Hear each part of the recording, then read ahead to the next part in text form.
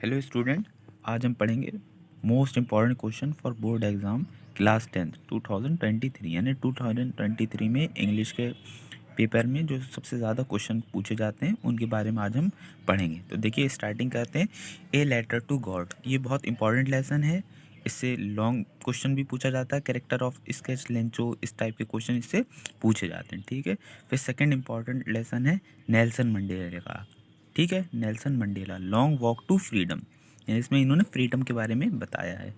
From the diary of Anne Frank. ठीक है, ये 3 ऐसे लेसन हैं प्रोस के इंग्लिश के जिसमें सबसे ज़्यादा क्वेश्चन आंसर पूछे जाते हैं। ऑल एक्सरसाइज का मतलब है इसमें ये लॉन्ग भी क्वेश्चन पूछ सकते हैं, इन तीनों में से लेसन में से शॉर्ट भी पूछ सकते हैं, वेरी शॉर्ट भी पूछ लेते हैं। ठीक है, तो ये 3 लेसन बहुत इंपॉर्टेंट हैं प्रोस के लिए।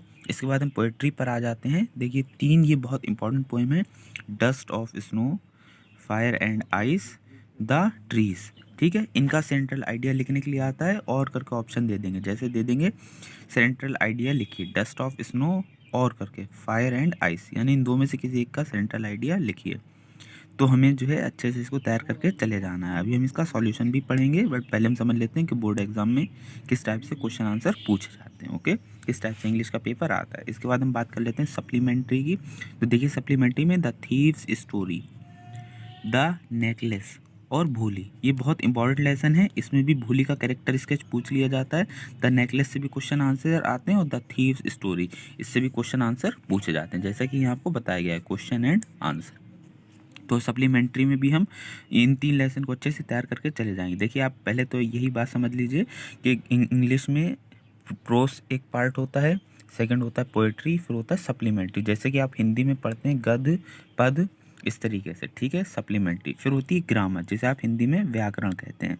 फिर होती है ट्रांसलेशन, जिसमें हिंदी से इंग्लिश में आपको लिखना होता है। इंग्लिश हिंदी की कुछ लाइंस दे दी जाएंगी, इसे कहा जाएगा चेंज करिए इंग्लिश में। तो आपको हिंदी को पढ़ के उसे इंग्लिश में ट्रांसलेट करके लिखना होगा। ओके। फिर है ग्रामर में, जैसा कि आपने पढ़ा parts of speech. Tense, tense में कौन कौन से टेंस पूछे जाते हैं? Present tense, past tense, future tense. ठीक है, ये पूछ लिए जाते हैं। इसमें अफर्मेटिव सेंटेंस होते हैं, नेगेटिव सेंटेंस होते हैं, इंट्रोगेटिव सेंटेंस होते हैं। तो उनके बारे में भी हम डिटेल में पढ़ेंगे। फिर हम समझ लेते हैं डायरेक्ट इनडायरेक्ट। देखिए इससे भी बहुत क्वेश्चन आते हैं बोर्ड एग्जाम में। डायरेक्ट इनडायरेक्ट से वो डायरेक्ट क्वेश्चन आपको दे देंगे और कहेंगे इसका इनडायरेक्ट बनाइए। ठीक है, उसमें कॉमा, इन्वर्टेड कॉमा को रिमूव करना होता है, सेट की जगह सेड लिखना होता है, सेड टू की जगह टोल्ड लिखना होता है। इस तरीके से आपको रूल्स बता दिए जाएंगे जब अभी पढ़ाया जाएगा। ओके। फिर आर्टिकल्स आते हैं। ठीक है, फिर है एक्टिव पैसिव। एक्टिव पैसिव भी बहुत पूछे जाते हैं। एक्टिव दे दिया जाएगा और पैसिव उसका पूछ लिया जाएगा। पैसिव दे देंगे, कहेंगे change into active, do as directed, इस टाइप से क्वेश्चन आ जाता है। रीऑर्डरिंग ऑफ सेंटेंस, यानी सेंटेंस पे इसमें रीऑर्डरिंग करवाई जाती है। फिर पंक्चुएशन आ जाता है, स्पेलिंग आ जाता है, मतलब करेक्ट स्पेलिंग लिखना होती है। ठीक है, फिर लास्ट है ट्रांसलेशन इनटू इंग्लिश। अभी हमने आपको बताया कि हिंदी में वहाँ पे कुछ लाइंस लिखी होंगी और कहा जाएगा इसे इंग्लिश में ट्रांसलेट करिए, तो इसको ट्रांसलेट करना होगा। फिर आ जाता है राइटिंग वाला पार्ट, यानी देखिए ये 8 मार्क्स से 10 मार्क्स का ये होते हैं लॉन्ग में। क्या होता है इसमें, कह देते हैं write a letter to your principal to ask 4 days leave, यानी अपने प्रिंसिपल सर को एप्लीकेशन लिखिए 4 days की लीव के लिए, 4 दिन की छुट्टी के लिए। या write a letter to your DM, यानी अपने डीएम को लेटर लिखिए of your district magistrate to किसी कोई प्रॉब्लम के लिए। ठीक है, किसी प्रॉब्लम के लिए अपने डिस्ट्रिक्ट मजिस्ट्रेट को लेटर लिखिए। अब वो प्रॉब्लम हो सकती है कि आपके घर के पास बहुत जो है सीवर लाइन ये सब चीज़ें पड़नी, इसलिए आने जाने में प्रॉब्लम हो रही है, वहाँ पे गड्ढे हो गए हैं, उसके लिए कोई लिखिए। ठीक है, नगर पालिका के लिए लिखिए, नगर निगम के लिए लिखिए। इस टाइप के टेक्निकल इश्यूज़ के लिए आप लेटर लिखिए। फिर एप्लीकेशन आ जाता है कि एप्लीकेशन लिखिए कि आपके ब्रदर की या सिस्टर की किसी की मैरिज है, इस वजह से आपको लीव चाहिए, छुट्टियाँ चाहिए। ठीक है, या आपको फीवर था, ठीक है, उस पर एप्लीकेशन लिखिए।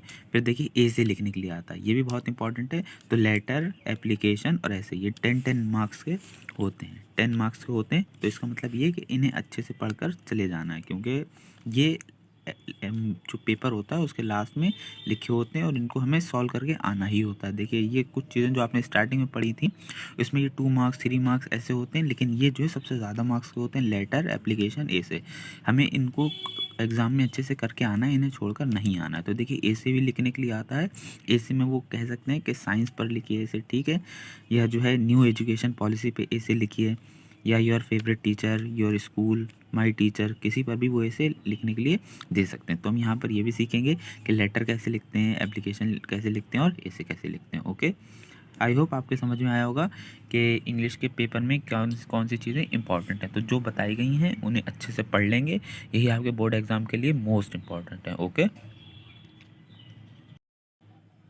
हेलो स्टूडेंट, तो हम पढ़ना स्टार्ट करते हैं इंग्लिश के सॉल्यूशन पेपर, यानी जो बोर्ड एग्जाम में आपका इंग्लिश का पेपर आएगा जिसके इंपॉर्टेंट क्वेश्चन आपको बताए गए, अब उसके सॉल्यूशन भी बताए जाएंगे कि आपको एग्जाम में किस टाइप से लिख कर आना है, कैसे आपके अच्छे मार्क्स आ सकते हैं। ओके, तो देखिए इसमें फर्स्ट क्वेश्चन है, What did Lencho hope for? What did Lencho hope for? क्या मतलब हो गया, लेंचो को किसकी उम्मीद थी? तो Lencho hope for a good rainfall so that he could get good harvest, यानी लेंचो को अच्छी वर्षा की, अच्छी बारिश होने की होप थी, उम्मीद थी, जिसकी वजह से उसकी अच्छे से फसल हो सके। ओके, तो ये क्या है, कैरेक्टर स्केच ऑफ लेंचो, जो आपको बताया गया था कि लेंचो का कैरेक्टर स्केच लिखिए। तो लेंचो वाला जो लेसन है, ए लेटर टू गॉड, उसके ये वेरी शॉर्ट क्वेश्चन है। Okay, very short question answer है। फिर ये कुछ इंपॉर्टेंट क्वेश्चन है जो आपको यहाँ पर बताए जा रहे हैं। ठीक है, उसके बाद हु रीड द लेटर, यानी पत्र किसने पढ़ा। The post master read the letter, यानी जो पोस्टमैन थे, पोस्ट मास्टर थे, उन्होंने उस लेटर को पढ़ा था जो लेंचो ने गॉड के लिए लिखा था। ओके, उसके बाद है, देखिए उसके बाद ये तो वेरी शॉर्ट थे, इसके बाद आप पढ़ेंगे शॉर्ट आंसर। जैसे कि शॉर्ट में ये इंपॉर्टेंट है, who was Lencho, what was his main problem. Board exam में भी इसी टाइप से क्वेश्चन आएगा कि लेंचो कौन था, उसकी मुख्य समस्याएं क्या थी। तो Lencho was a hard working farmer, यानी लेंचो एक बहुत मेहनती किसान था। Who lived on the crest of low हिस्टिल विद हिज फैमिली, यानी वो ऊंचे पहाड़ की जो मतलब जो बस्ती होती है वहाँ पर अपनी फैमिली के साथ रहता है। मतलब जो पहाड़ी एरिया होते हैं वहाँ पे भी लोग खेती बाड़ी करते हैं, तो वहाँ का जो एरिया होता है वो वहाँ पर रहता था। His was the only house in the entire valley, और वहाँ पर उस घाटी में उसका अकेला घर था, यानी वो अकेले अपना फैमिली के साथ वहाँ पर रहता था और कोई वहाँ पर नहीं रहता था। ठीक है, he eagerly waited for a good rain to have a good harvest but hailstorm destroy his crops, यानी वो अपनी अच्छी फसल को काटने के लिए तैयारी कर रहा था, सोच रहा था कि इस बार उसकी अच्छी फसल हुई है, लेकिन तभी hail storm destroyed his crop, यानी तभी बड़े बड़े ओले, वर्षा के बड़े बड़े ओलों ने उसकी फसल को नष्ट कर दिया, बर्बाद कर दिया। So he needed money to sow his field again, यानी अब उसे कुछ पैसों की ज़रूरत थी, ज़्यादा पैसों की, जिससे वो अपनी फसल को दोबारा बो सके, यानी दोबारा से वो ऐसा कर सके। एंड सपोर्ट हिज फैमिली, जिससे वो अपनी फैमिली को भी सपोर्ट कर सके। क्या मतलब हो गया, यानी उसकी फसल बर्बाद हो गई थी। अब कोई भी फार्मर या किसान अपनी फसल पर ही डिपेंड रहते हैं, उसकी फसल बर्बाद हो गई थी, उसे अपनी फैमिली को सपोर्ट करना था, इसलिए वो दोबारा चाहता था कि उसे पैसों की जो है हेल्प मिल जाए, जिससे कि वो दोबारा से अपनी फसल को खड़ा कर सके, लगा सके। ठीक है, तो यानी उसे नीडेड मनी, यानी उसके सामने एक समस्या थी पैसों की, तो उसके सामने नीडेड मनी, मनी की नीड थी। ठीक है, there were his main problem, और यही उसकी मेन प्रॉब्लम थी। ओके, यानी लेंचो की मेन प्रॉब्लम क्या थी कि वो फसल के लिए पैसे कहाँ से अब लाएगा, क्योंकि उसकी एक बार की फसल ख़राब हो चुकी है। उसके बाद देखिए एक वेरी इंपॉर्टेंट क्वेश्चन है जो बोर्ड एग्जाम में बहुत बार पूछा गया है, इसे अच्छे से तैयार कर लेंगे। Draw a character sketch of Lencho, यानी लेंचो का कैरेक्टर स्केच लिखिए। तो इसमें हेडिंग वाइज लिखेंगे, मतलब हेडिंग डाल डाल के लिखेंगे, जिससे बोर्ड एग्जाम में एग्जामिनर जब आपकी कॉपी चेक करें तो वो अच्छे मार्क्स दें कि स्टूडेंट ने अच्छे से लिखा है। तो देखिए इंट्रोडक्शन में, Lencho was a poor hard working farmer, यानी लेंचो बहुत गरीब था और वो एक मेहनती किसान था। Was who was the only bread earner of the family, यानी वो पूरे परिवार में अकेला ऐसा इंसान था जो मतलब जीवन यापन का जरिया था, यानी उसी की वजह से पूरी फैमिली जिंदा थी, यानी वही अगर कुछ करेगा तभी उसकी फैमिली जो है जिंदा रह पाएगी, अदरवाइज अगर उसकी फसल या वो बर्बाद हो गए तो उसकी फैमिली भी जिंदा नहीं बच पाई। ओके, यानी वही अपनी फैमिली में अकेला काम करने वाला था। Okay, his crops has been destroyed by a hail storm, और एक बड़े बड़े ओलों के द्वारा, तूफान के द्वारा उसकी जो फसल थी वो बर्बाद हो गई। He wrote a letter to God, उसने गॉड को एक लेटर लिखा, demanding him some financial help, और उसने कुछ हेल्प मांगी गॉड से। ठीक है, फाइनेंशियल हेल्प मांगी और उसमें 100 पिसोस मांगे, यानी ऐसे समझ सकते हैं 100 रुपीज़ उसने मांगे। He had immense faith in God, और उसे बहुत ज़्यादा गॉड पे बिलीव था, ट्रस्ट था, that God will help him in his misery, और गॉड उसकी हेल्प करेंगे क्योंकि वो बहुत प्रॉब्लम में है और उसे ये बात की उम्मीद थी कि गॉड उसकी हेल्प करेंगे। ओके, हार्ड वर्किंग, फिर अगली हेडिंग हम लिखेंगे हार्ड वर्किंग। इसमें हम बताएंगे कि लेंचो बहुत हार्ड वर्कर था। Lencho worked hard like an animal in his field, यानी लेंचो बहुत मेहनती था और वो अपने जो खेत था उसमें बिल्कुल जानवरों की तरह हेल्प क्या करता था, वर्क करता था। जैसे कि गाय भैंस बैल ये सब हेल्प करते हैं, ठीक है, हल चलाने में, इसमें उसमें, उसी तरीके से लेंचो भी अपने खेत में काम करता था। He was sad and disappointed by the destruction of the crops but he was ready to sow his field again. यानी जो उसकी फसल बर्बाद हो गई थी उसकी वजह से वो बहुत डिस्ट्रक्शन आ गया था उसमें, यानी वो बहुत ज़्यादा परेशान रहने लगा था। लेकिन फिर उसने ये निश्चय किया, फिर ये इरादा करा कि वो दोबारा से अपनी फसल को बोएगा। फिर क्या है, ऑप्टिमिस्ट। ऑप्टिमिस्ट के बारे में पढ़ेंगे हेडिंग में। Lencho was optimist by nature, यानी वो नेचर से बहुत ऑप्टिमिस्ट था। First he believe that he would get good rain but hello storm destroyed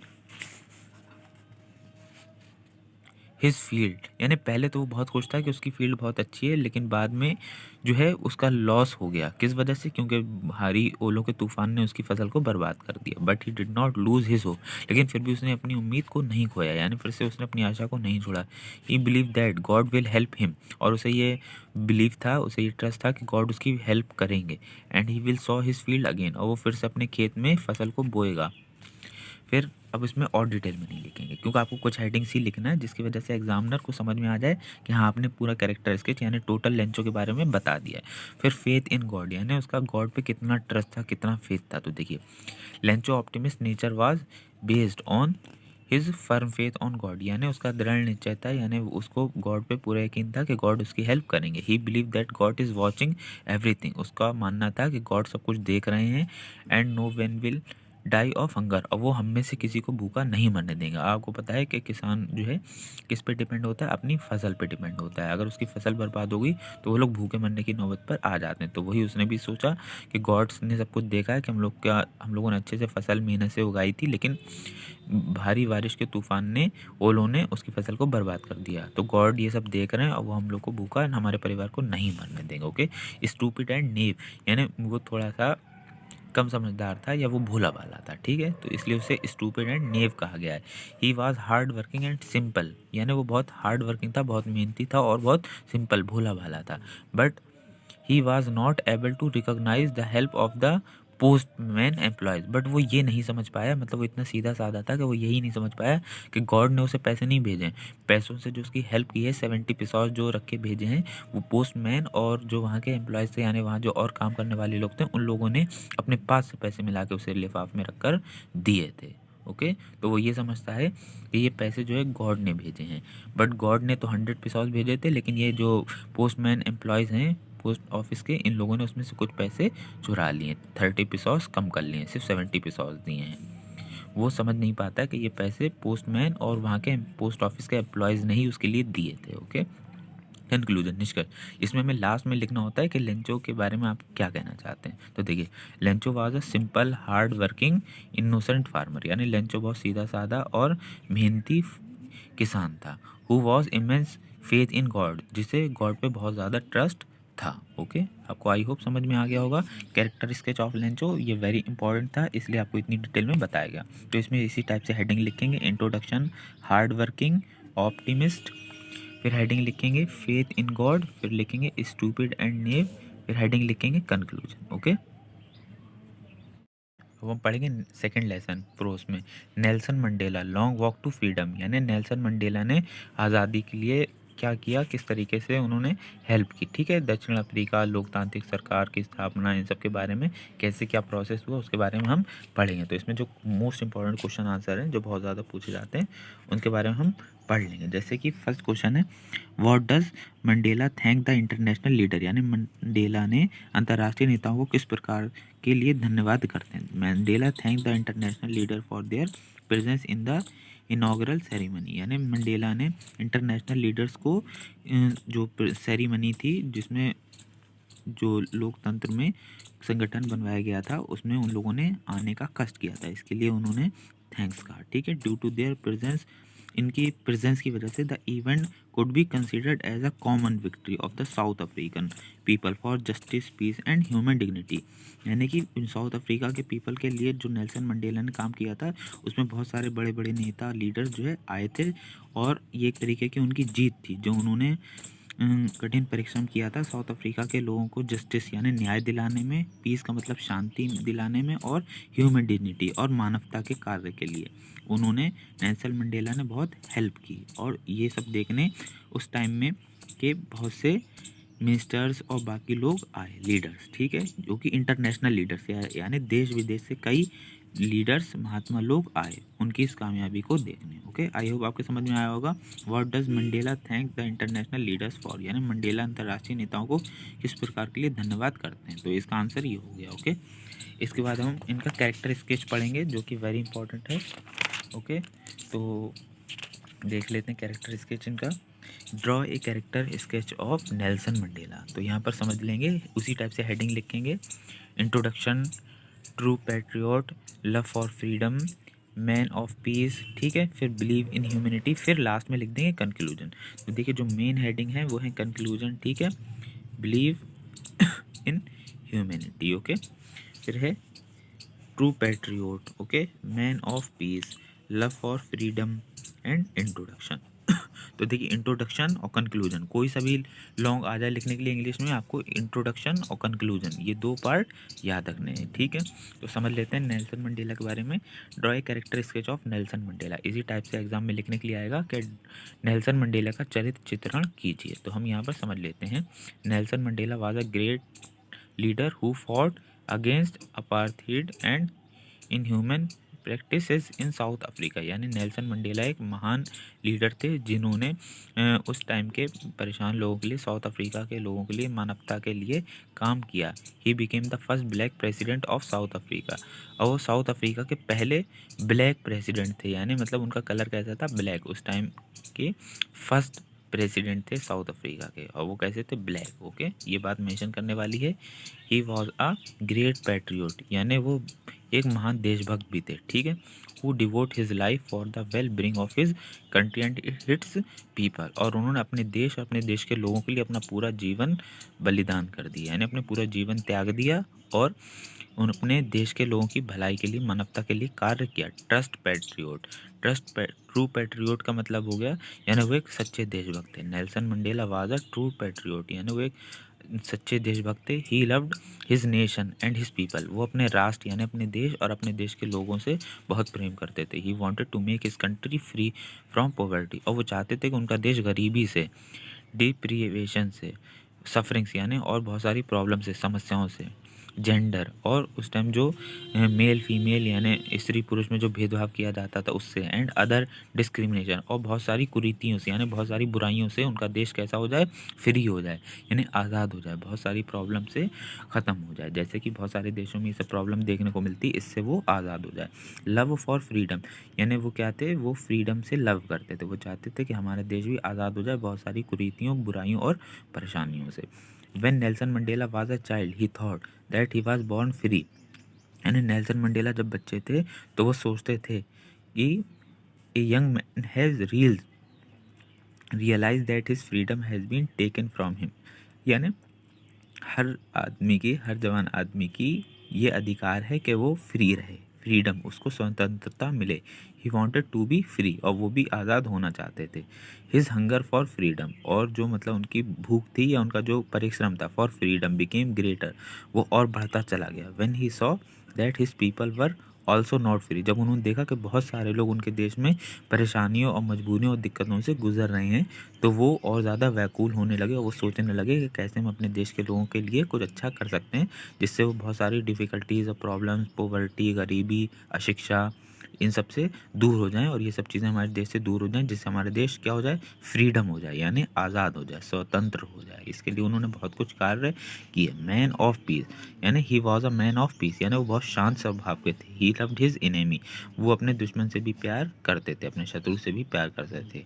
he believe that when a man who takes away another man's freedom is a prisoner of हेटेड, यानी वो कई बार jail में और लोगों को भी देखने जाया करते थे जो आज़ादी के लिए लड़ रहे हैं, और वो उनको प्यार से समझाते थे, अच्छे से सब कुछ बताते थे, यानी उन्होंने शांति के लिए कार्य किया। वो एक शांत स्वभाव के व्यक्ति थे।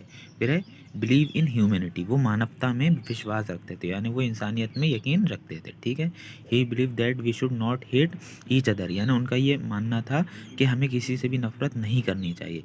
Even he was able to see the glimpse of humanity in a guard during his imprisonment, और वो हमेशा ही अवसर ढूंढा करते थे कि कैसे हम मानवता का पाठ लोगों को पढ़ाएं, कैसे एक दूसरे के मन में, लोगों के मन में प्रेम की भावना उत्पन्न करें, जिससे हमारे देश में राष्ट्र प्रेम की भावना उत्पन्न हो, सब अच्छे से भाईचारे से रहें। कंक्लूजन, यानी इसमें लास्ट में नेल्सन मंडेला के बारे में बताया गया कि उनका कैसा बिहेवियर था। Nelson Mandela was a greatest leader, क्या मतलब हो गया, नेल्सन मंडेला एक महान लीडर थे, यानी एक महान नेता थे। Who believe in peace, humanity, love, equality and freedom, और वो शांति में, और इंसानियत में, यानी मानवता में, प्रेम में, समानता में, यानी इक्वलिटी, हर चीज़ में इक्वलिटी हो, स्त्री पुरुष को, मेल फीमेल दोनों को, ठीक है, और फ्रीडम, और उन्हें आज़ादी मिले, वो इसमें यकीन रखते थे।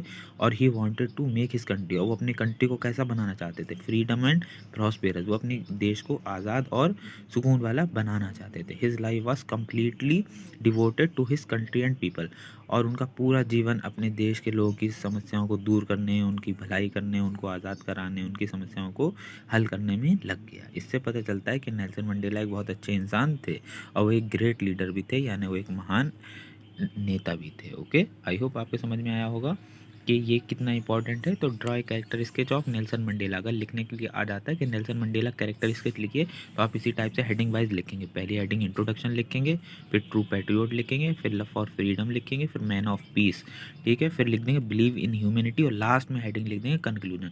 कोई सा भी लॉन्ग लिखने के लिए आ जाए, इंट्रोडक्शन और कंक्लूजन, ये दो हेडिंग कॉमन रहेंगी, यानी ये आपको याद करके जाना है। इंट्रोडक्शन और कंक्लूजन हर लॉन्ग में आपको लिखना है, ठीक है। बाकी की हेडिंग्स आप थोड़ी सी चेंज कर सकते हैं। ओके, आई होप आपके समझ में आया होगा। अब हम पढ़ेंगे from the diary of Anne Frank, यानी एनी फ्रैंक एक गर्ल थी, उनके बारे में हम यहाँ पर पढ़ेंगे। ओके, तो देखिए कुछ इंपॉर्टेंट क्वेश्चन जो हम पहले पढ़ लेते हैं शॉर्ट में। जैसे कि फर्स्ट क्वेश्चन है, why was mister Keesing annoyed with Anne, what did he ask her to do, यानी श्रीमान केसिंग ऐसी से क्यों नाराज थे, उन्होंने उसे क्या करने को कहा। तो mister casing the math teacher was annoyed with Annie because she talked too much in the class, यानी मिस्टर किसिंग इस एक मैथ के टीचर थे, और वो इन्हीं से इस वजह से परेशान थे क्योंकि वो क्लास में बहुत ज़्यादा बोलती थी। ओके, मिस्टर किसिंग आज any two extra do homework, यानी मिस्टर किसिंग ने एनी से पूछा कि जो उसे एक्स्ट्रा होमवर्क दिया गया था क्या वो उसने कंप्लीट किया एज अ पनिशमेंट, उसे ये पनिशमेंट के तौर पे मिला था, यानी उसे सज़ा दी गई थी।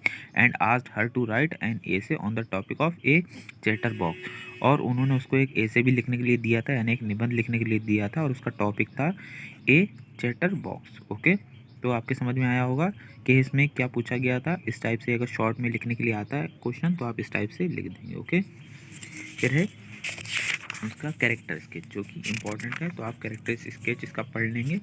शॉर्ट आंसर वेरी शॉर्ट, ये आप मॉडल पेपर से और आपके जो नोट्स हैं स्कूल के या जो आपने बनाया उससे पढ़ लेंगे। तो देखिए इंपॉर्टेंट है इसमें, draw character sketch of Anne Frank, यानी एनी फ्रैंक का कैरेक्टर स्केच बताइए। तो एन फर्स्ट हेडिंग देखिए, आपको पहले से ही हमने बताया था कि इसकी कोई भी लेसन हो, कोई भी लॉन्ग हो, उसमें फर्स्ट हेडिंग आप इंट्रोडक्शन लिखेंगे, और आपको याद रखना है कि लास्ट हेडिंग कंक्लूजन लिखनी है, ठीक है। बीच की हेडिंग्स आप चेंज कर सकते हैं। तो फर्स्ट इसमें पढ़ लेते हैं introduction. Anne Frank was a 13 year old smart and intelligent girl, यानी एनी फ्रैंक जो थी वो 13 साल की एक ओल्ड, मतलब एंशियंट टाइम पहले की बात हो रही है, कि एक स्मार्ट एंड इंटेलिजेंट गर्ल थी, वो एक बहुत समझदार और अच्छी लड़की थी, ठीक है। हु शेयर्ड हिज एक्सपीरियंस, जो अपने जो अनुभव है उनको शेयर किया करती थी, बताया करती थी। Happenings and tells through a diary, और वो अपनी जो भी खुशियाँ होती थी, अच्छाइयाँ होती थी, जो भी उसके थॉट्स होते थे, एक्सपीरियंस, वो सब कुछ एक डायरी में लिखा करती थी, बताया करती थी। She left lonely because she did not have any friend, और वो बहुत ज़्यादा अकेलापन महसूस करती थी। क्यों? क्योंकि उसका कोई भी फ्रेंड नहीं था। And depicted all her happening in the diary, और वो अपनी सारी खुशियाँ और अपनी सारी फीलिंग्स को एक डायरी में लिखा करती थी। ओके, लोनली एंड सेंसिटिवनेस, यानी वो बहुत अकेलापन महसूस करती थी, और सेंसिटिव भी बहुत थी, यानी वो हर चीज़ को बहुत ऑब्जर्व करती थी। Anne felt lonely because she did not have any friend to talk, यानी एनी क्या थी, बहुत लोनली, अपने आप को बहुत अकेला महसूस करती थी, और उसका कोई भी फ्रेंड नहीं था जो उससे बात कर सके, ठीक है। शी लिव्ड विद अब देखिए यहाँ पर क्या कर दिया गया, फुल स्टॉप लगा दिया गया, यानी लोनली एंड सेंसिटिवनेस में आपको ये हाफ लाइन ये वाली लिखनी है और हाफ लाइन ये वाली लिखनी है, इतनी ही बस लिखना होता है। एग्जामिनर ये चेक करते हैं कि आपने जो हेडिंग्स लिखी हैं उसमें क्या बताया है, तो शॉर्ट में बस बताना होता है, तो अच्छे से हेडिंग लिखें और उनको 1-2 लाइन में ही कंप्लीट कर दें। फिर है इमोशनल, यानी वो इमोशनल थी थोड़ा सा, कैसे, any was an emotional girl, यानी एनी बहुत इमोशनल गर्ल थी। She was strongly attach with her grand mother even after her death, और वो अपनी ग्रैंड मदर जो उसकी दादी थी वो उनको बहुत मिस करती थी, क्योंकि उसे उनसे बहुत लगाव था, वो उससे बहुत ज़्यादा प्रेम करती थी और दादी उससे बहुत ज़्यादा प्रेम करती थी। जब दादी की डेथ हो गई उसके बाद भी वो उनके बारे में सोचती रहती थी और इमोशनल हो जाती थी, यानी सैड हो जाती थी। ओके, फिर है क्रिएटिव, यानी वो कैसी थी, क्रिएटिव थी, यानी वो नई नई चीज़ें और नए नए रचनाओं के बारे में सोचा करती थी। Everything when mister Keesing gave her punishment for writing an essay on her talkativeness, she represented her argument in a creative way, यानी जब भी मिस्टर किसिंग उसकी शैतानियों पे परेशान होकर उसे सज़ा दिया करते थे और एक लेटर लिखने के लिए कहते थे कि वो बहुत ज़्यादा बोलती है, इस वजह से वो क्या करे, लेटर लिख के ये उसकी सज़ा है, तो वो उनसे बहस करती थी, यानी वो उनको इस तरीके से आंसर देती थी, किस टाइप से देती थी, क्रिएटिव वे, यानी बिल्कुल एक नए ढंग से, नए तरीके से, जैसे कि साइंटिस्ट लोग सोचते हैं और समझदार लोग सोचते हैं, ऐसे ही वो भी सोचा करती थी, क्योंकि आप ऑलरेडी पढ़ चुके हैं कि एनी क्या थी, एक स्मार्ट एंड इंटेलिजेंट गर्ल थी। ओके, फिर इसके बाद पढ़ेंगे टॉकेटिव, यानी वो बहुत ज़्यादा बोलती थी। शी वॉज वेरी टॉकेटिव, वो बहुत ज़्यादा बातूनी थी, बोलती थी। Mister Keesing gave her punishment again and again but she did not improve her self, mister Keesing उसे बार बार सज़ा देते थे, बार बार पनिशमेंट देते थे, बट वो सुधरती नहीं थी, यानी वो अपने आप को इम्प्रूव नहीं करती थी। ह्यूमरस, यानी वो बहुत ज़्यादा दयालु थी। Anne was a humorous girl, यानी वो बहुत ज़्यादा दयालु थी। She convince mister Keesing everything by writing essay with convincing argument, और वो बहुत ज़्यादा जो है आर्गूमेंट करती थी मिस्टर किसिंग से, और उन्हें हर बार समझा लिया करती थी कि हाँ वो सही है अपनी जगह पे। ओके, फिर कंक्लूजन, कंक्लूजन का मतलब निष्कर्ष, यानी लास्ट में आप एनी के बारे में क्या कहना चाहते हैं। तो any was a smart talkative and intelligent girl, यानी जो एनी थी वो बहुत ज़्यादा टॉकेटिव थी, यानी वो बहुत बातूनी थी और इंटेलिजेंट, और वो बहुत बुद्धिमान समझदार थी गर्ल, और वो एक समझदार गर्ल थी। Who convinced her angry teacher bye her argument, और वो हमेशा अपने टीचर को मना लिया करती थी जब वो बहुत ज़्यादा गुस्से में होते थे और उसको चिल्ला रहे होते थे। ओके, तो इस टाइप से अगर आता है कि draw a character sketch of Anne Frank, तो आप इस टाइप से कैरेक्टर स्केच लिख देंगे, इंट्रोडक्शन लिख देंगे, हेडिंग, फिर लोनली एंड सेंसिटिवनेस लिख देंगे, फिर इमोशनल लिख देंगे, फिर क्रिएटिव, फिर टॉकटिव, फिर ह्यूमरस, और फिर लास्ट में कंक्लूजन। ये नहीं भूलना है कि फर्स्ट हेडिंग इंट्रोडक्शन लिखी जाएगी और लास्ट हेडिंग कंक्लूजन लिखी जाएगी। कोई भी लॉन्ग क्वेश्चन आ जाए तो उसमें इसी टाइप से लिखना है। ओके, आई होप आपको समझ में आया होगा किस टाइप से एनी फ्रैंक का कैरेक्टर स्केच लिखना है। ओके, हेलो स्टूडेंट, जैसा कि आपको बता दिया गया था कि अगर पोएट्री में आपको सेंट्रल आइडिया लिखने के लिए आएगा तो dust of snow, fire and ice, the trees, इन तीनों में से किसी एक के आने के ज़्यादा चांस हैं कि इनका सेंट्रल आइडिया लिखिए। तो देखिए हम एक का एग्जांपल लेके समझ लेते हैं, डस्ट ऑफ स्नो का। ओके, तो देखिए यहाँ पर लिखा है, इस टाइप से आपको सेंट्रल आइडिया लिखना है। पहले सेंट्रल आइडिया हेडिंग लिख लेनी है, फिर इन दोनों में से, इन तीनों में से जो सा भी आपको आता है, ठीक है, उसकी हेडिंग डाल लेंगे। जैसे हमने एग्जांपल के लिए लिख लिया है डस्ट ऑफ स्नो, इस पोइम का पहले नेम लिख लेंगे, फिर बाई लिखेंगे। बाई का मतलब होता है के द्वारा। अब जो इसके पोएट हैं यानी जिन्होंने इसको लिखा है उनका नाम लिख देंगे। तो इसको डस्ट ऑफ स्नो नाम की पोइम को रॉबर्ट फ्रस्ट ने लिखा है, तो हमने लिख दिया बाई करके रॉबर्ट फ्रस्ट। ओके, अब इसको लिखने का तरीका देख लेते हैं। डस्ट ऑफ स्नो, यानी पहले हमने पोएम लिखा, उसको डबल इन्वर्टेड कॉमा में लिखा और ब्लैक पेन से लिख दिया। Okay, dust of snow. फिर समझ लेंगे कंपोज्ड बाय द पोएट, यानी इसे कंपोज किया है, यानी इसे रचा है, लिखा है, किसने लिखा है, रॉबर्ट फ्रस्ट। तो आपने देखा रॉबर्ट फ्रस्ट जो कि पोएट हैं, इनका भी नाम ब्लैक पेन से लिखा गया है। तो डस्ट ऑफ स्नो यानी पोएम का नेम और रॉबर्ट फ्रस्ट राइटर का नेम, पोएट का नेम, दोनों को हमें ब्लैक पेन से लिखना है। ठीक है, पोएम का नेम और जब हमने पोएट का नेम ब्लैक पेन से लिख दिया, इसके बाद आगे पढ़ लेंगे। यानी डस्ट ऑफ स्नो नाम की पोएम को रॉबर्ट फ्रस्ट नाम के पोएट ने कंपोज किया है या लिखा है। ठीक है, it is a beautiful poem, ये एक सुंदर पोएम है।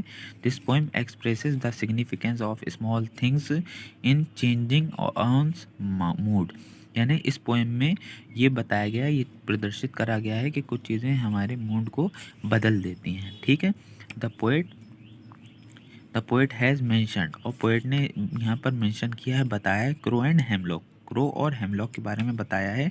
ट्री इन हिज पोएम, और इस पोएम में उन्होंने ट्री के बारे में बताया, that are believe to be a symbol of bad omen, जिसमें ये विश्वास किया जाता है कि ये एक सिंबल है बैड वुमेन का। ओके, इस टाइप से आपको वहाँ पर सेंट्रल आइडिया लिख कर आना है। वहाँ पे जितने भी ये मार्क्स का होगा इसमें फुल मार्क्स मिल जाएंगे। जैसे कि अगर 4 मार्क्स का है तो आपको इसमें 4 मार्क्स मिल जाएंगे, 8 मार्क्स का है तो इसमें 8 मार्क्स मिल जाएंगे। ओके, लिखने का तरीका यही है, यही मेथड है। आपको सेंट्रल आइडिया लिख देना है, फिर जो सेंट्रल आइडिया आपको आता है या जो वहाँ बोर्ड एग्जाम में दिया है उसको लिख देंगे। जैसे कि डस्ट ऑफ स्नो है तो डस्ट ऑफ स्नो लिख देंगे, फिर बाई करके पोएट का नेम लिख देंगे।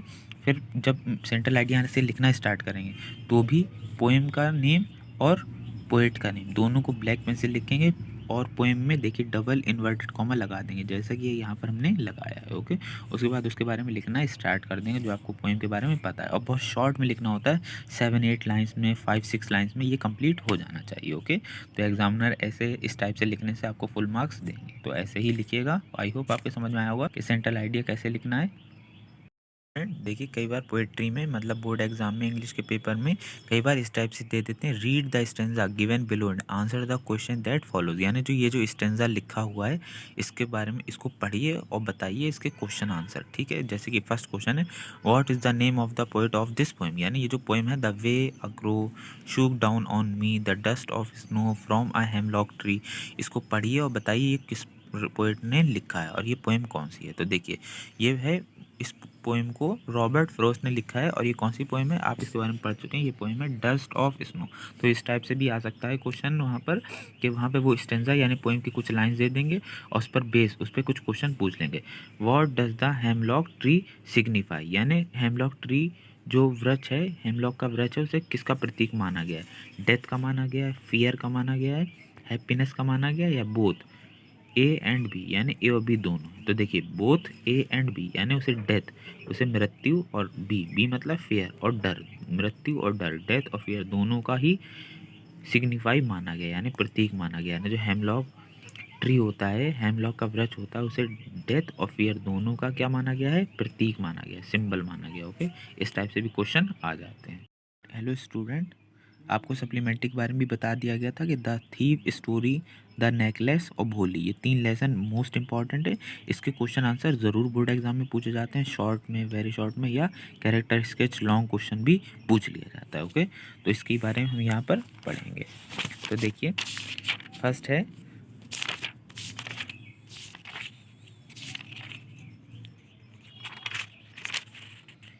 ए ट्यूब ऑफ सर्जरी, ये नहीं, द थीव्स स्टोरी, जिसके बारे में अभी हमने आपको बताया कि ये इंपॉर्टेंट है। तो द थीव्स स्टोरी लिखा किसने इसे, तो इसके राइटर रस्किन बॉन्ड हैं। ओके, अब इसके कुछ क्वेश्चन आंसर पढ़ लेते हैं। जैसे कि क्वेश्चन है why does Anil not hand the thief over to the police, do you think most people would have done so, in what ways in Anil different from such employers. यानी अनिल चोर को पुलिस के हवाले क्यों करता है, क्या आपको लगता है कि ज़्यादातर लोग ऐसा करते हैं, किस प्रकार अनिल इस तरह के मालिकों से अलग था। Anil does not hand over Hari to the police, यानी अनिल जो था उसने हरी को पुलिस के हवाले नहीं करा ऑन थेफ्ट चार्ज, और उस पर कोई भी चार्ज नहीं लगाया। He knew about the theft but he did not thrash him nor even mention in his front of Hari.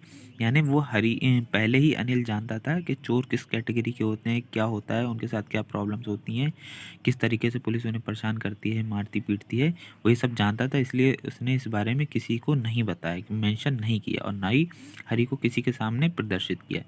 He was glad, यानी वो बहुत ज़्यादा दयालु था, दैट हरी हैज़ रियलाइज, और हरी को ये रियलाइज़ हुआ, ये एहसास हुआ कि उसने गलती की है। तभी लिखा है realise his mistake and his the importance of education in his life, और उसने ये भी एहसास किया कि एजुकेशन लाइफ में कितनी ज़्यादा इम्पॉर्टेंट, यानी शिक्षा हमारे जीवन में कितना महत्व रखती है।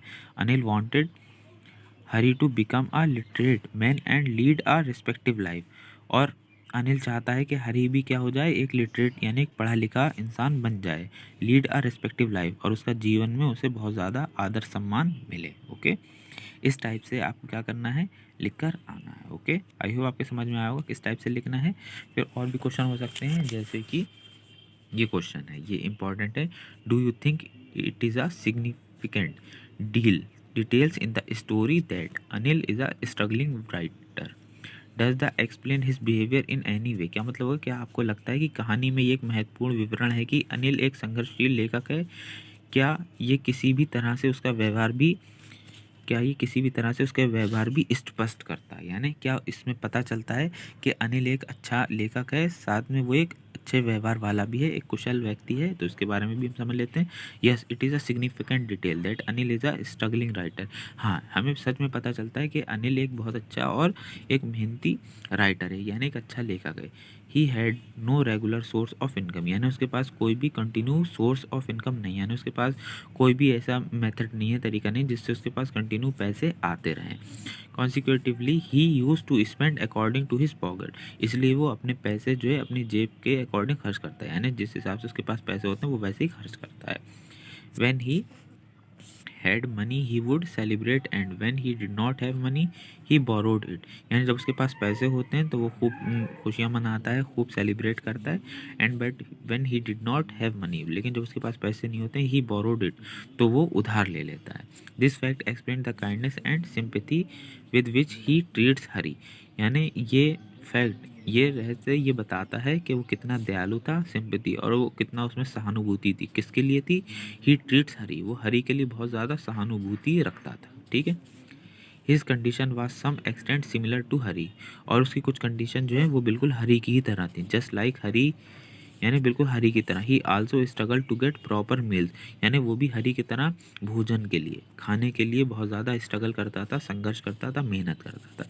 ही understood Hari's condition and trust helps Hari, और वो हरी की परेशानियों को अच्छे से समझता था, वो हरी को भी अच्छे से समझता था, उसकी दिक्कतों परेशानियों को, ठीक है, उसकी कठिनाइयों को, इसलिए वो उसकी हेल्प करता था।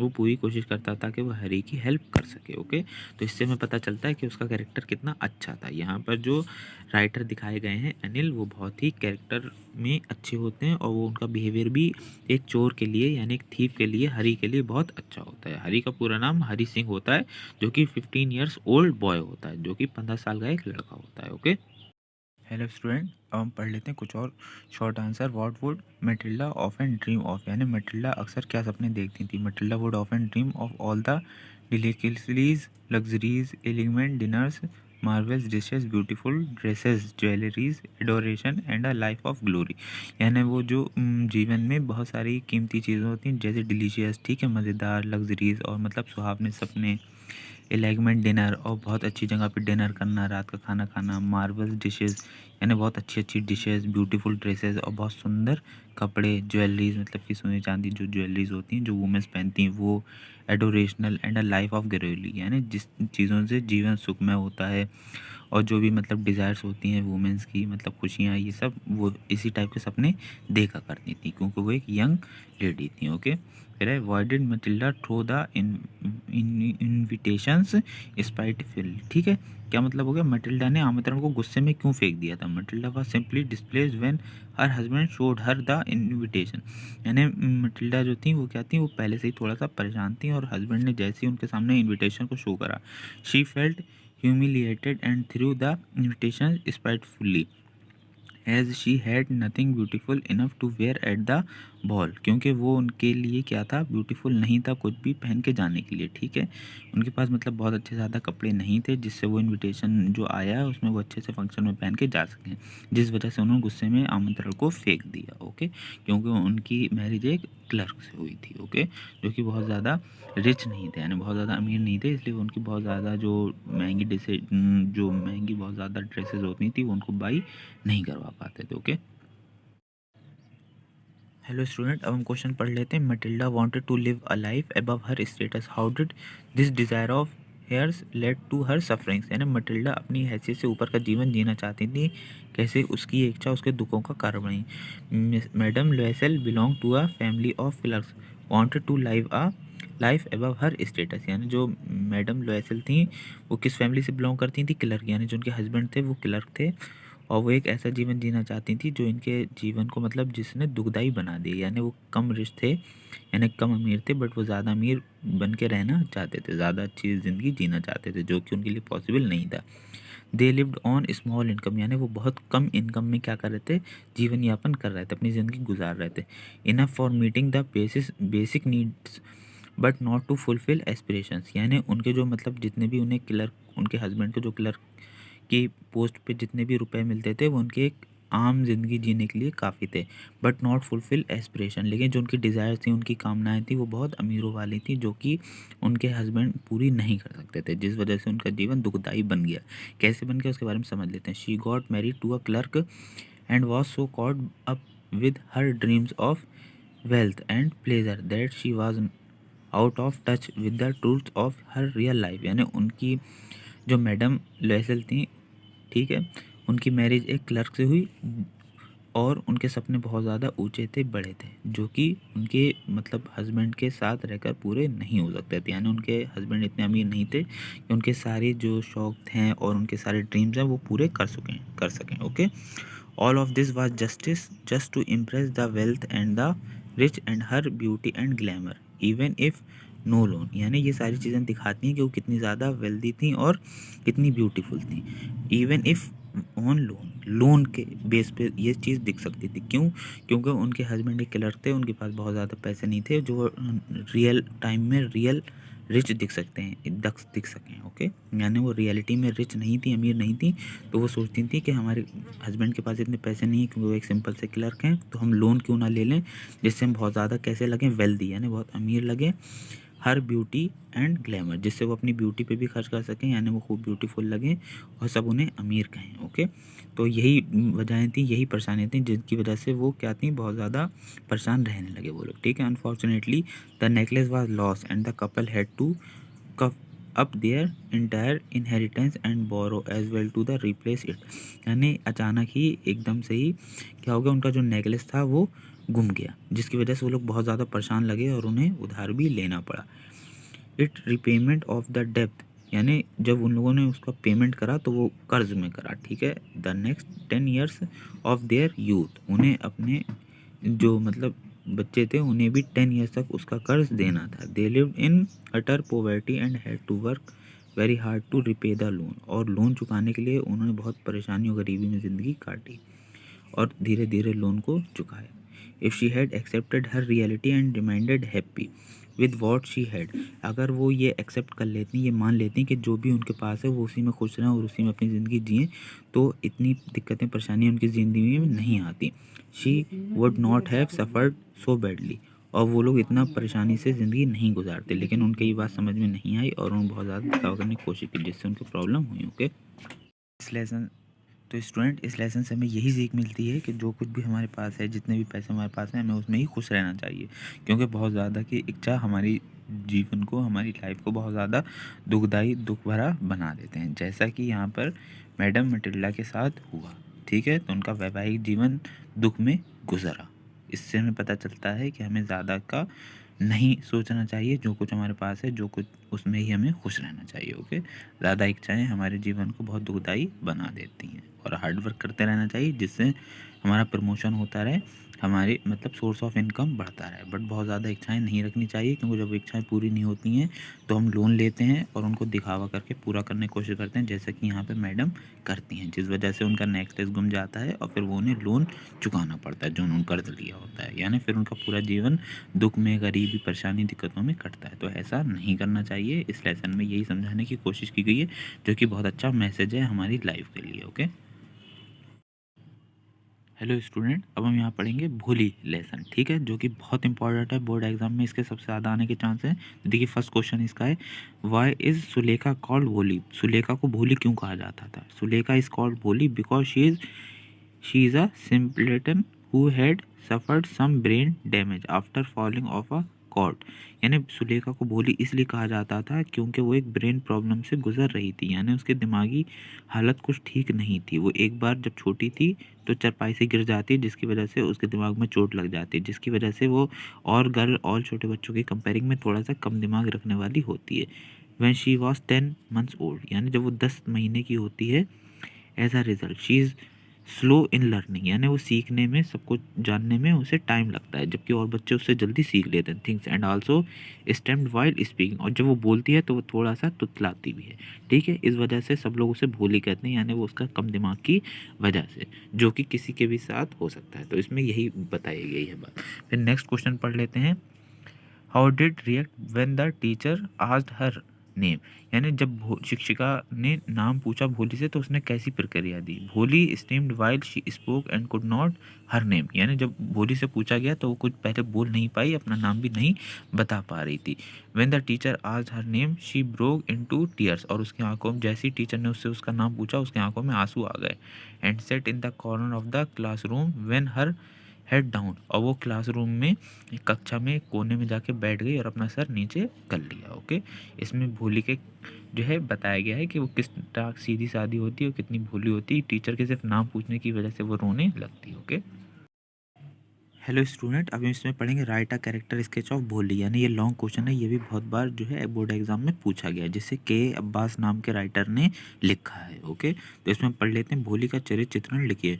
भोली हैड फॉलोइंग कैरेक्टरिस्टिक्स, ठीक है, character traits. Simpleton, since her childhood Sulekha was called Bholi the simpleton, यानी भोली के बहुत सारे चरित्र चित्रण के बारे में गुण बताए गए। तो सबसे पहला इसमें बताया गया कि जब भोली छोटी होती है तो उसका नाम सुलेखा होता है, लेकिन उसके भोले भाले सीधेपन की वजह से, थोड़ा सा माइंड से स्लो होने की वजह से उसका नाम भोली पड़ जाता है। ओके, फिर उसके बाद क्या है, at the age of 10 month, जब वो 10 मंथ की होती है, she became a slow child, तो वो और बच्चों की कंपेयरिंग में स्लो चाइल्ड होती है क्योंकि वो चरपाई से गिर जाती है, जिसकी वजह से उसके दिमाग में चोट लगती है। दिमागी चोट की वजह से उसका माइंड स्लो वर्क करता है। ओके, अगली लुकिंग, अब वो मतलब थोड़ा सा खूबसूरत नहीं दिखती है, यानी थोड़ी सी अगली है, थोड़ी सी बदसूरत टाइप की है। अब क्यों है इसके बारे में भी पढ़ लेते हैं। हेडिंग में आपको लिखना है अगली looking.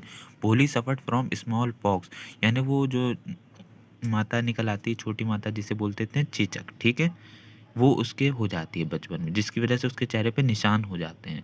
When she was 2 years old, यानी जब वो 2 साल की थी तो उसके क्या निकल आई थी, चेचक निकल आई थी। And had developed pock marks all over her faces, जिसकी वजह से उसकी पूरी बॉडी पे क्या निकल आए, उसकी आंखों के पास, बस उसकी आंखों को छोड़ के बाकी उसकी पूरे फेस पे जो है चेचक के निशान रह गए, जिसकी वजह से वो थोड़ा सा कैसा दिखती थी, अगली, यानी थोड़ा सा बदसूरत टाइप की दिखती थी। ओके, फिर है इग्नोर्ड बाय द पेरेंट्स, उसके बदसूरत दिखने की वजह से, उसके थोड़ा सा कम दिमाग होने की वजह से उसके पेरेंट्स उसे इग्नोर करते थे, यानी उसको ज़्यादा ध्यान उस पर नहीं देते थे, उसके बाकी के भाई बहनों पर ज़्यादा ध्यान देते थे। ओके, भोली never bath and her clothes, यानी भोली जल्दी नहाती नहीं थी और जो उसके कपड़े थे वो भी हमेशा गंदे रहते थे। क्लोथ्स वर नेवर वॉश्ड, यानी वो कभी जल्दी कपड़े भी नहीं धोती थी। शी वोर हिर sisters old dresses and was ignored bye everyone, अब वो अपनी बड़ी बहनों के कपड़े पहना करती थी और हर कोई उसे इग्नोर करता था, यानी कोई भी उस पर ध्यान नहीं देता था। स्टेमर्ड, ठीक है, Bholi learn to speak at the age of 5 and stammered while speaking, यानी भोली ने 5 साल की उम्र में लिखना और थोड़ा थोड़ा बोलना सीख लिया था। ओके, फिर है सिंसियर स्टूडेंट। भोली क्या थी, सिंसियर स्टूडेंट थी। कैसे, तो इसके बारे में भी पढ़ लेते हैं। भोली वाज स्लो एट लर्निंग, भोली जो है मतलब सीखने पढ़ने में थोड़ा स्लो थी और बच्चों की कंपेयरिंग में। क्यों, क्योंकि उसके जो बचपन में दिमाग में चोट लग गई थी, उसकी वजह से उसका थोड़ा माइंड स्लो वर्क करता है, लेकिन वो फिर भी सिंसियर स्टूडेंट दिखाई गई है। क्यों, but because of her hard work, क्योंकि वो हार्ड वर्किंग गर्ल थी। जो बच्चे हार्ड वर्क होते हैं उन्हें सिंसियर स्टूडेंट कहा जाता है। एंड हर टीचर्स मोटिवेट, और उसके टीचर्स उसे मोटिवेट करते थे, यानी उसका उत्साह बढ़ाते थे कि तुम भी एक अच्छी स्टूडेंट बन सकती हो, अच्छे से पढ़ के सक्सेस हो सकती हो। शी बिकेम वेल एजुकेटेड, जिसकी वजह से वो आगे चल के वेल एजुकेटेड बन गई। ओके, यानी खूब पढ़ी लिखी बन गई। Transform into a confident girl, और उसमें बहुत सारे चेंज आए और वो एक कॉन्फिडेंट गर्ल बन गई, यानी उसमें आत्मविश्वास बढ़ गया। भोली टीचर्स इनकरेज, यानी भोली की जो टीचर थी, जो अध्यापिका थी, वो उसका खूब साहस बढ़ाती थी भोली, एंड विद हेयर हेल्प, और उसकी बहुत ज़्यादा हेल्प भी करती हैं, जो कि ठीक है। फिर है उसके बाद भोली बिकेम अ लिटरेट, और वो आगे चल के खूब पढ़ी लिखी बन गई। एंड कॉन्फिडेंट गर्ल, और वो कॉन्फिडेंट गर्ल भी बन गई। ओके, बट वो स्टूड अप फॉर, बताया गया कि भोली एंड विद हर हेल्प, और वो भोली की खूब हेल्प करती हैं, उसका साहस बढ़ाती हैं। भोली बिकेम अ लिटरेट, और वो क्या हो जाती, भोली बहुत ज़्यादा पढ़ लिख जाती है। एंड कॉन्फिडेंट गर्ल, और वो एक जो है उसमें विद आत्मविश्वास आ जाता है, वो एक कॉन्फिडेंट गर्ल बन जाती है। Who stood up for herself, वो उसके साथ हमेशा खड़ी रहती हैं। Wanted to serve her parents and who oppose the practice of dowry, और वो जो दहेज प्रथा होता है, उस जो दहेज प्रथा होती है उसका वो विरोध करती है, जो कि बिल्कुल सही है। दहेज प्रथा इसलिए हो जाती है उसके लिए कि जब वो मतलब उसकी मैरिज होती है तो वो लोग दहेज मांगते हैं, जो कि उसके पेरेंट दहेज दे भी देते हैं, लेकिन बाद में वो कुछ वजहों से उसको पति स्वीकार करने से मना कर देती है और दहेज प्रथा के खिलाफ आवाज़ उठाती है, और वो कहती है कि वो जीवन में कभी शादी नहीं करेगी, और फिर वो कहती है कि अब मैं सिर्फ पढ़ाऊँगी स्कूल में और माता-पिता की सेवा करूँगी, क्योंकि वो अब क्या है, लिटरेट है और कॉन्फिडेंट गर्ल है। यानी वो पढ़ लिख गई है, पढ़ी लिखी है और कॉन्फिडेंट गर्ल है, यानी उसमें विश्वास खूब है, ठीक है? खूब ज़्यादा उसमें विश्वास है, वो पढ़ लिख गई है, जिसकी वजह से अब वो अपना खुद जीवन यापन कर सकती है, अपने माता-पिता को पाल सकती है और उनकी सेवा कर सकती है। और वो अपोज़ करती है किसका, डोरी का, यानी दहेज प्रथा का, ठीक है? जो चीज़ ये बताती है कि जब वो लिटरेट हो जाती है, पढ़ लिख जाती है और कॉन्फिडेंट गर्ल बन जाती है, तो उसको अपने अच्छे-बुरे का सब कुछ समझ आ जाती है, ओके? तो इसमें भोली के कैरेक्टर को एक अच्छी गर्ल के तौर पर दिखाया गया है, जो कि बहुत खूबसूरत नहीं होती है, लेकिन पढ़ लिख कर वो एक अच्छी गर्ल बन जाती है, ओके? इसलिए भूरी का कैरेक्टर बहुत इंपॉर्टेंट है, वेरी इंपॉर्टेंट है। इसे इसी टाइप से पढ़कर जाएंगे। फर्स्ट हेडिंग में इंट्रोडक्शन लिख लेंगे और लास्ट हेडिंग में आप कंक्लूजन लिख लेंगे, ठीक है? इस टाइप से ये वाली हेडिंग भी लिख लेंगे, अगली लुकिंग, इग्नोर्ड बाय हर पेरेंट्स, स्टैम्ड, सिंसियर स्टूडेंट, ठीक है? सिंसियर स्टूडेंट के बाद transform into a confident girl, और लास्ट में लिख देंगे कंक्लूजन, यानी आपको भूली का कैरेक्टर कैसा लगा उसके बारे में भी बता देंगे, ओके? ये बहुत इंपॉर्टेंट है, तो इसको अच्छे से पढ़ कर जाएँ, और कुछ नहीं समझ आए तो कमेंट बॉक्स में पूछ लें, ओके?